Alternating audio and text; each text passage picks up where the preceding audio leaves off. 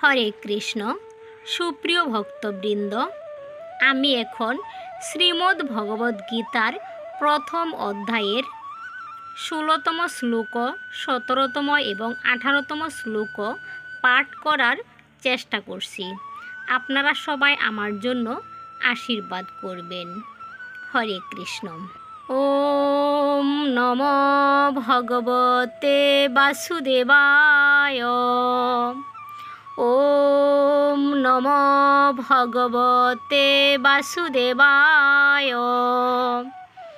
ওম নমো ভগবতে বাসুদেবায়।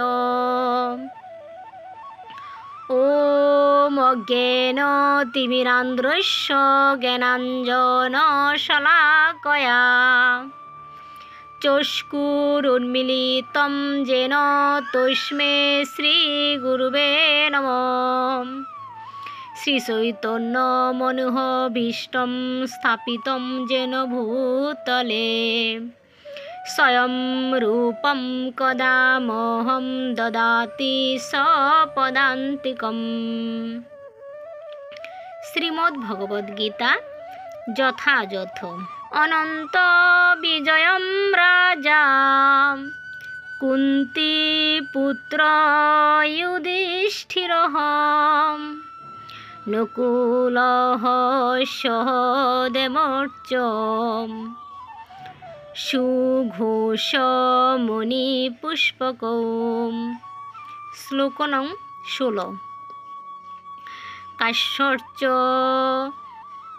পরমেবাসাহ শিখণ্ডী চ মহারথঃ ধৃষ্টদ্যুম্নো বিরাটশ্চ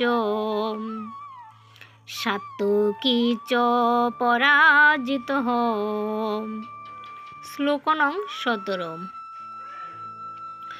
দ্রুপদো দ্রৌপদেয়াশ্চ সর্বস্ব পৃথিবীপতে সৌভদ্রশ্চ মহাবাহু শঙ্খং দদ্মৈ পৃথক পৃথক। শ্লোক নং 18। অনুবাদ: কুন্তিপুত্র মহারাজ যুধিষ্ঠির অনন্ত বিজয় নামক শঙ্খ বাজালেন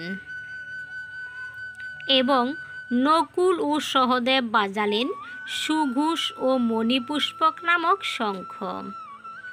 হে মহারাজ, তখন ধনুর্ধর কাশীরাজ প্রবল যোদ্ধা শিখণ্ডী ধৃষ্টদ্যুম্ন,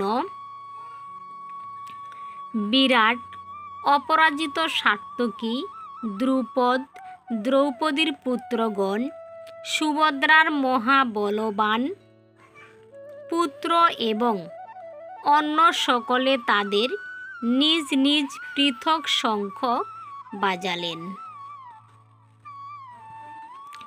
তাৎপর্য: সঞ্জয় সুকৌশলে ধৃতরাষ্ট্রকে জানিয়ে দিলেন যে পাণ্ডু পুত্রদের প্রতারণা করে তার নিজের ছেলেদের সিংহাসনে বসাবার দুরভিসন্ধি করাটা তার পক্ষে মোটেই প্রশংসনীয় কাজ হয়নি। চারদিক থেকে ইঙ্গিত পাওয়া যাচ্ছিল যে কুরু বংশের সমূলে বিনাশ হবে এবং পিতামহ ভীষ্ম থেকে শুরু করে অভিমন্যু আদি পুত্রেরা সকলেই যুদ্ধে নিহত হবেন।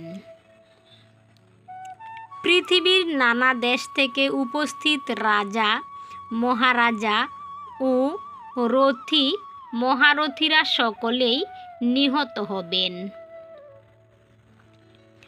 এই বিপর্যয়ের মূল কারণ ছিলেন মহারাজ ধৃতরাষ্ট্র স্বয়ং। কারণ তার পুত্রদের দুষ্কর্মে তিনি কখনো কোনো রকম বাধা দেননি। উপরন্তু তাদের সব রকমের দুষ্কর্মে তিনি অনুপ্রেরণা জুগিয়েছেন। গীতা মাহাত্ম্যম গীতাশাস্ত্রমিদং পুণ্যং য পঠেদ পযত পুমান। ভগবদ্গীতার নির্দেশকে যথাযথভাবে অনুসরণ করতে পারলে অতি সহজেই সমস্ত ভয় ও উদ্বেগ থেকে মুক্ত হওয়া যায়। এই জীবনে ভয় ও শোকাদি বর্জিত হয়ে পরবর্তী জীবনে চিন্ময় স্বরূপ অর্জন করা যায়।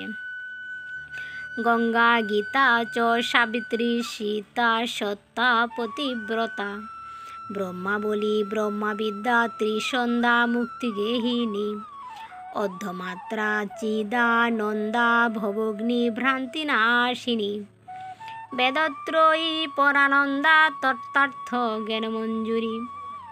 হরে কৃষ্ণ। জয় গীতা, জয় গীতা, জয় গীতা। সুপ্রিয় ভক্তবৃন্দ, আপনাদের যদি আমাদের শ্রীমদ্ ভগবদ্গীতা পাঠ ভালো লাগে তাহলে আমাদের চ্যানেলটি সাবস্ক্রাইব করবেন, লাইক, কমেন্ট এবং শেয়ার করে পাশে থাকবেন। হরে কৃষ্ণ।